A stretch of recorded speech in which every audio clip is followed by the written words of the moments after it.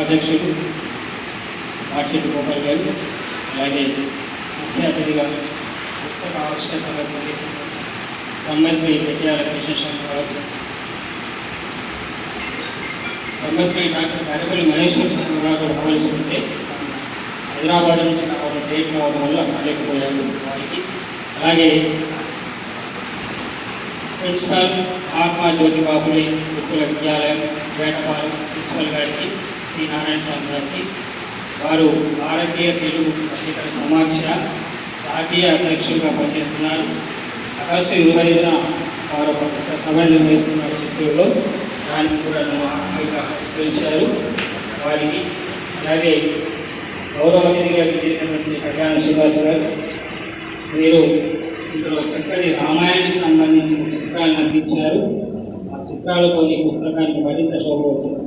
అలాగే ప్రధాన వక్తగా విచ్చేసినటువంటి భాన్యం ప్రత్యశుల గారు, మా అన్నగారు, సోదరులు, ఆత్మీయులు అందరికీ కూడా నమస్కారాలు. అలాగే వేదిక మీద ముందున్నటువంటి మహిమాన్విత శక్తులు కలిగినటువంటి చక్కని రచన పటిమ కలిగినటువంటి సాహిత్యవేత్తలు, సాహిత్యాభిమానులు, కవులు, ఉపాధ్యాయులు అందరికీ కూడా శుభ నమస్కారం. రామో విగ్రహాన్ సాధు సత్యపరాక్రమ గాఢా సపస్య లోకస్య దేవానం భగవాని. శరీరము ధరించి దిగి వచ్చిన ధర్మమే రాముడు. సకల ప్రాణికోటికి హితవు కలిగించే సాధు జీవనం. అతని పరాక్రమంలో తిరుగులేదు. దేవేంద్రుడు దేవతలకు రాజు అయితే ఈ సమస్త చరాచర సృష్టికి శ్రీరాముడు ప్రభు. రాక్షసుడైన మారీచుడు శ్రీరాముడంటే ఏమిటో ఒకే ఒక్క శ్లోకంలో వివరించాడు. రాక్షసుడైనా కూడా రాముడు గురించి చెప్పాడు. పరిత్రాణాయ సాధూనాం వినాశాయ తెలుసుకోవడం, కర్మ సంస్థాపనాభాయ సంభవామి యుగయుగ శ్లోకమును భగవద్గీతలో చూశారు. సత్పురుషులను పరిరక్షించడమును, దుష్టులను రూపుమాపడమును, ధర్మమును సృష్టిల మునర్చడమును నేను ప్రతి యుగమునందు అవతరించుకుంటున్నాను అన్నాడు. భగవద్గీతలో గీతాచార్యుడు చెప్పినట్టు మహావిష్ణువు ధర్మ సంస్థాపనార్థం 10 అవతారాలు ఎత్తాడు.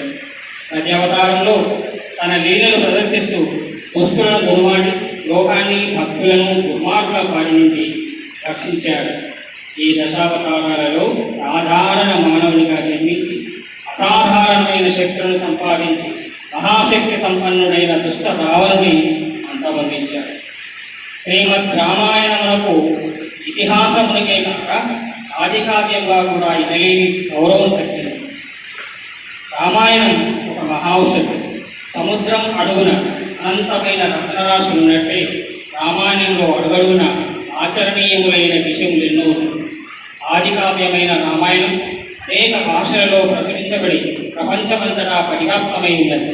ఎంతోమంది కవులు, రచయితలు రామాయణంలోని అనర్గళమైన అమూల్యమైన విషయాలను వివరిస్తూ ఎన్నో కావ్యాలు, గ్రంథాలు రచించారు.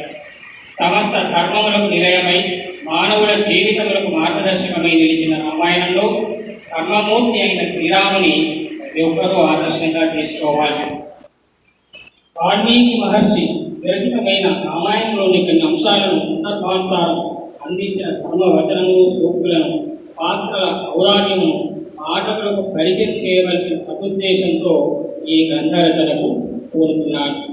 నాకు వీలైనంత నేను అందించే ప్రయత్నం చేశాను. రామాయణాన్ని ఎంత చదివినా, ఎంత రాసినా ఇంకా ఏదో మిగిలి ఉందనే భావన ప్రతి ఒక్కరికి కలుగుతుంది.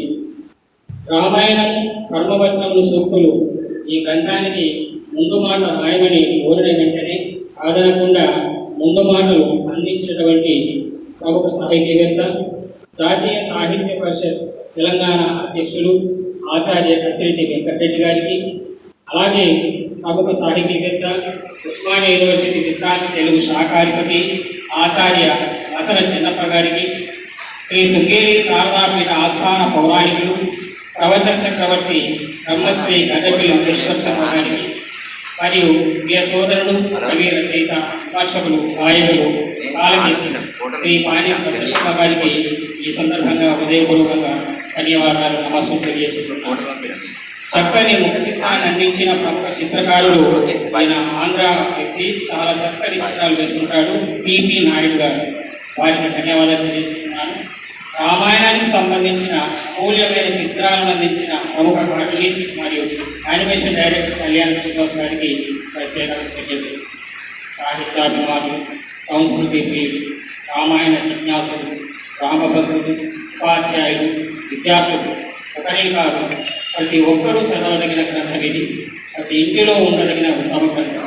ఆలస్యం చేయకుండా చదవండి, 10 మంది చేత చదివించండి. ధన్యవాదాలు. నమస్కారం.